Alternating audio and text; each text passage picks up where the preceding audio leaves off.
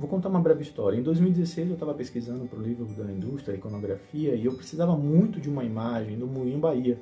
que foi o moinho, né, era o moinho na época mais importante da década de 20 e 50, é um ícone, né, iconográfico da própria cidade que não tinha como não sair no livro, a gente precisava dessa imagem e a gente procurou incessantemente uma imagem, né, esteticamente bonita e relevante desse moinho. Bom, depois de muita procura, eu fui até o Museu Tem Postal na esperança de encontrar esse material e outros, e aguardei o atendimento, né, como todo mundo, e ao ser, enquanto aguardava, eu fiz como, né, milhares de pessoas fizeram desde 1965, quando o Antônio Marcelino fez a primeira exposição, e que em 1974 vai dar origem ao Museu Tem Postal, depois no próprio Tem Postal, na Rua do Sodré, até 1997, umas dezenas de exposições que ele fez. Eu visitei a coleção, né? Eu olhei a coleção permanente, né? Fiz, digamos assim, passei pelo Tem Postal, e para minha surpresa, para minha grata surpresa, para quase a emoção, eu encontrei talvez uma das imagens mais bonitas do meu livro e uma das imagens mais bonitas que tem do Moinho Bahia, exatamente porque Marcelino, ao fazer um extenso trabalho de memória topográfica, que sempre foi a marca dele, ele guardou uma série de imagens desse moinho repetidas e todas elas muito bonitas, que transmitiam, na minha percepção, um pouco do que o próprio Marcelino entendia que era o registro dos postais dele, da memória iconográfica dele, que era representar um pouco essa Bahia, que na década de 60, 50, 60, quando o Antônio Marcelino começa a colecionar postais, embora os postais nessa época estivessem, digamos, talvez não tanto em uso, porém o colecionismo forte, ele começa a funcionar para a cidade como uma espécie de guardião de uma certa lembrança de uma cidade que, pelo menos nos postais, não mudava tanto, enquanto que na vida real passava por uma série de transformações urbanas na década de 60 e 70,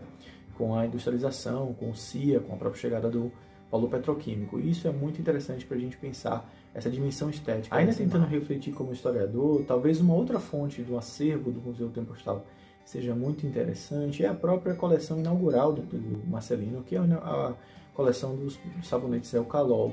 Essa coleção, que foi uma febre na década de 50 e 60, que inclusive tocou o nosso Marcelino, ele vai se constituir num acervo de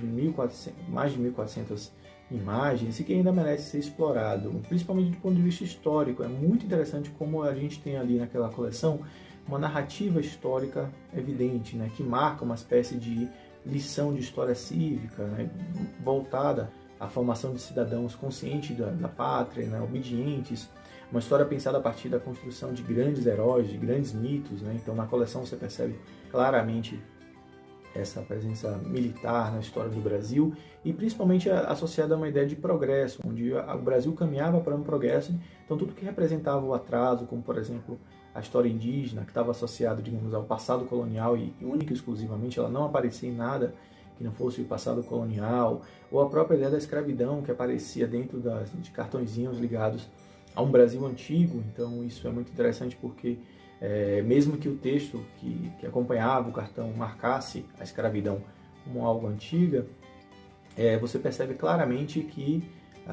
não havia nenhuma ideia de desdobramento disso para a época contemporânea, inclusive do ponto de vista racial, pensando essas imagens numa época de grande vigência da ideia de democracia racial. A cor da pele, o fenótipo dos escravos, ela era nas imagens bastante atenuada, uma forma de a gente tentar esquecer a dimensão racial e a dimensão social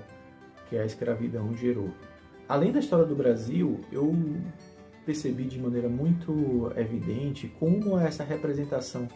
da história da Bahia, dentro da história do Brasil, na coleção do Eucalol, pode ser interessante a gente pensar, inclusive na própria formação do Marcelino. Lembrando que ele conheceu essa coleção ainda na época que morava em Sergipe, no estado de Sergipe, que ele é de lá, e foi a partir disso que ele mesmo relatava, né, que conhecia várias partes do mundo, viajava pelo mundo a partir dos postais da Eucalol. Então a gente pode pensar que ele também viajava para a Bahia antes de conhecê-la, quando ele chega aqui em 1947, a partir dessa coleção. E é muito interessante a representação de Bahia que tem nesses cartões. Primeiro porque reforça, que era um consenso na época, embora a dinâmica do Estado fosse mais complexa, a riqueza da Bahia associada aos produtos agrícolas, é uma espécie de reforço da vocação agrícola do papel da Bahia na economia brasileira. E ali claramente a gente vê o reforço ao cacau e ao fumo. E, como eu comentei,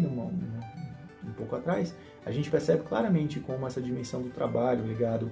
a não só as questões raciais, a dimensão do trabalho ligado à escravidão, ela aparece de maneira atenuada nessas imagens. Além disso, a própria Bahia vai ser representada nesses cartões postais dentro daquela lógica que a gente já conhece, que é muito estudada, sobre a Bahia como terra das tradições. Então, as duas imagens que apresentam a cidade mostram o seu lado comercial e no verso dela reforça a Bahia como lugar das tradições, como lugar das festas populares, né, do Brasil, do Museu Vivo, ligado tanto ao passado colonial quanto ao passado afro-brasileiro, né, tentando entender isso como uma manifestação